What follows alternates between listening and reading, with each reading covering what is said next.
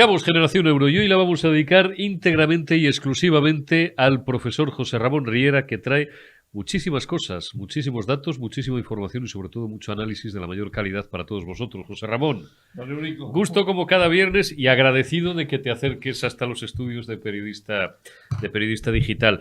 Oye, los compañeros de The Objective, gran éxito, enhorabuena. Carmen Obregón ya nos dijo hace semanas, estamos trabajando en ello y el que la sigue la consigue. Ya sabemos quiénes son los 100 mayores recipendiarios de los fondos europeos. Destáqueme, don José Ramón, con su ojo experto y su trazo fino, lo que más le haya llamado la atención. Pues me ha llamado la atención varias cosas. La Dígame. primera, me sorprende enormemente que se le hayan adjudicado a operadores de telefonía temas de kit digital mucho más pequeños que Telefónica y extranjeros. Anda. Y que Telefónica haya recibido tan poco dinero. Es decir, no sé si aquí hay un castigo a Telefónica, es decir, o simplemente es que ha sido así, pero me sorprende porque, bueno, Telefónica, por su peso, por su penetración en el sector de las telecomunicaciones y por sus capacidades, debería haber sido uno de los grandes receptores para la implantación del kit digital, y hay varios operadores extranjeros que han llevado muchísimo más dinero que Telefónica. Luego también Más cositas. muchísimo, me sorprende mucho, o sea, casi 80 millones de euros para la televisión española, ¿pero para qué? Bueno, esto ya Pero por favor. Oye, las autocitas son una horterada, pero os habíamos comentado de Televisión Española, ¿verdad? Os habíamos comentado. Y además, no le estarán destinando a gasto corriente, José Ramón. Hombre, porque vamos a ver. no sería legal, o sería una barranería.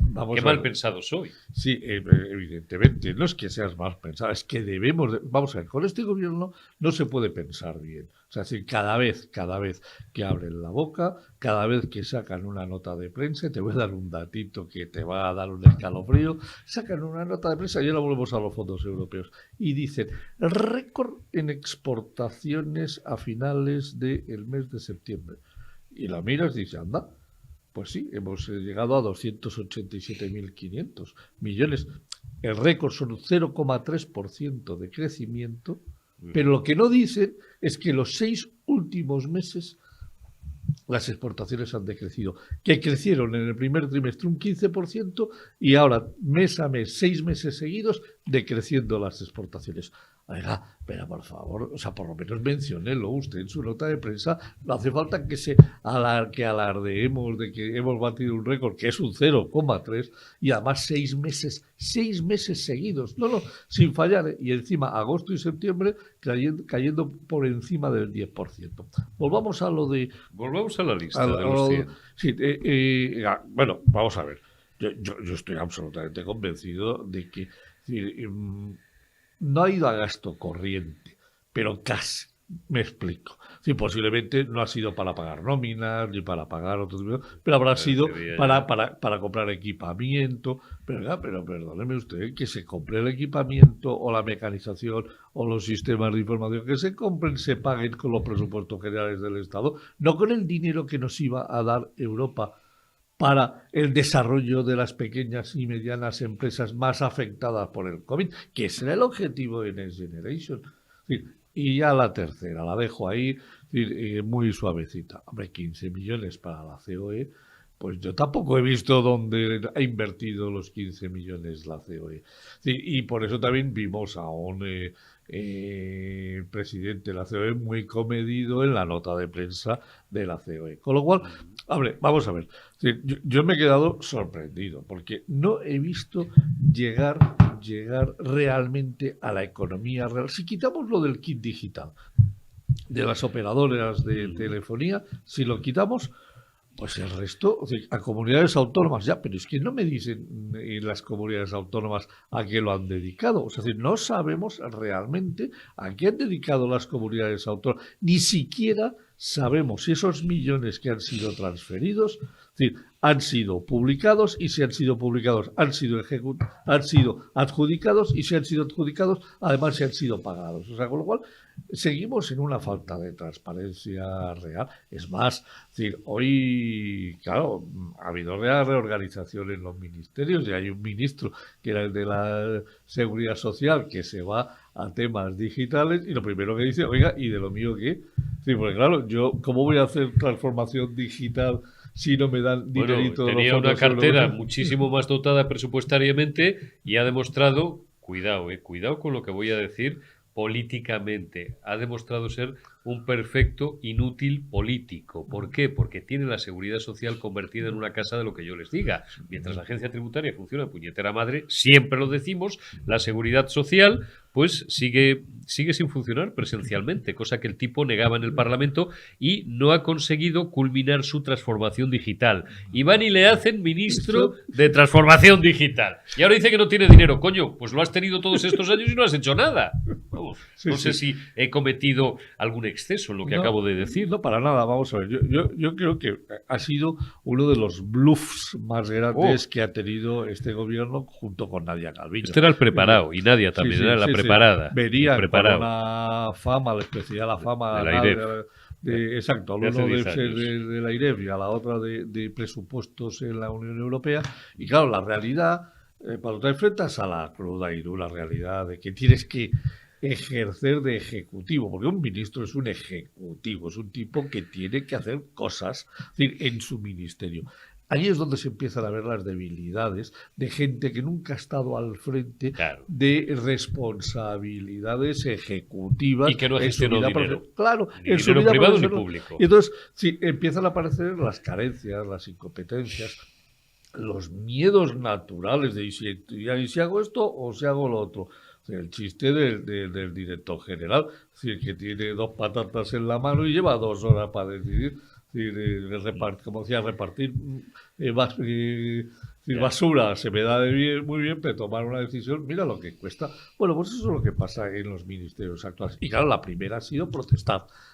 Y de lo mío, ¿qué? Que yo tengo que hacer cosas. Ya, pues ahora que se pelee con Chiqui Montero, que vas a ver lo que es bueno pelearse. Que se pelee con la de Hacienda, que ahora además es vicepresidenta cuarta, pero vicepresidenta, aunque realmente el vicepresidente es Bolaños, las otras no pintan nada. Ahí el que manda de momento hasta que se aburre el figura es Bolaños.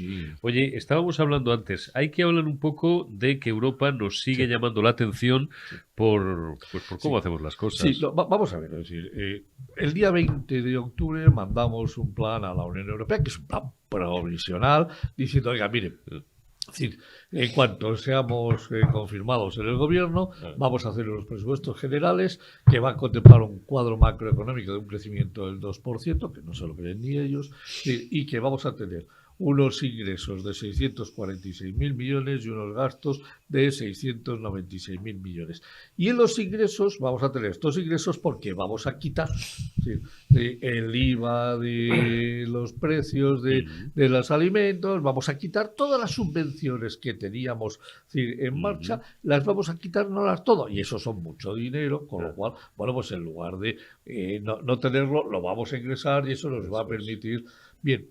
Llega el discurso de investidura del presidente del gobierno y lo primero que dice que viva la Virgen y que no solamente lo que había, sino que pueden venir muchas más subvenciones. Claro, Europa alucina. Dice, oiga, que me han mandado ustedes diciendo esto, por favor, devuélvanme inmediatamente cuál va a ser su plan.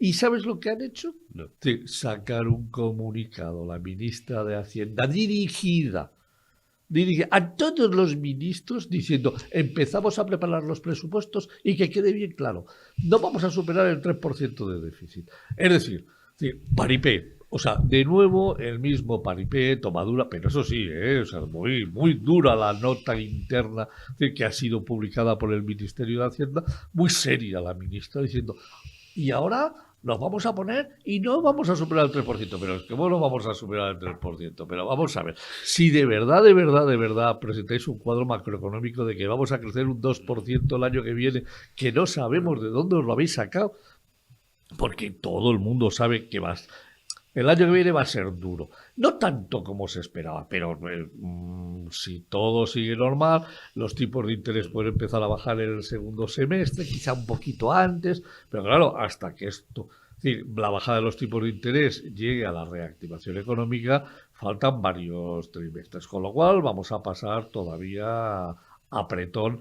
La Unión Europea está en el 0% de crecimiento, la zona euro en negativo, con lo cual esto no se mueve en 2 minutos. puntos. Y además el Banco Central ya está empezando a detraer de masa monetaria. Ha retirado de septiembre del año pasado es la única forma de luchar contra la inflación, claro, que ha es el retirado, problema monetario, como siempre decís aquí, tú mismo, Daniel Lacalle, otros eminentes economistas. Bueno, sí, ha retirado ya 200.000 millones. Hombre, entre los 3 billones 200.000 millones que colocó de dándole a la maquinita, retirar 200.000 millones es una miseria.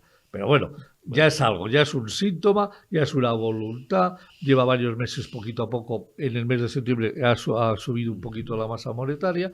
Pero bueno, con el Banco Central Europeo centrando en parar la inflación, que parece que por fin esto va a tomar, se lo está tomando en serio. Y la realidad económica, tú no puedes presentar un proyecto de presupuestos que te vas a gastar casi 700.000 millones de euros global el país. Vamos a ver, que cuando Rajoy se marchó, el último presupuesto aprobado que dejó fue los 480.000 millones. Es decir, que es que nos vamos a gastar este año 210.000 millones más que en la época, en el cierre del 2017, que esto es una barbaridad, que esto es una absoluta locura. ¿Te acuerdas el viernes pasado que anuncié la deuda? 1.578.000. Bueno, pues prepárate, porque el día 7 de diciembre, que creo que es viernes, el Tesoro sacará la deuda de la Administración Central. A ver si lo saca antes de las 11 de la mañana y la puedo contar aquí. Y que nos va a dar la pista de cómo vamos a cerrar el año. Exacto. Será interesante saber cuánto se han pasado porque, la raya. Porque, perdóname, si las pensiones se están pagando hoy a la mayoría de los pensionistas y el día 30 se pagan los salarios a los empleados públicos.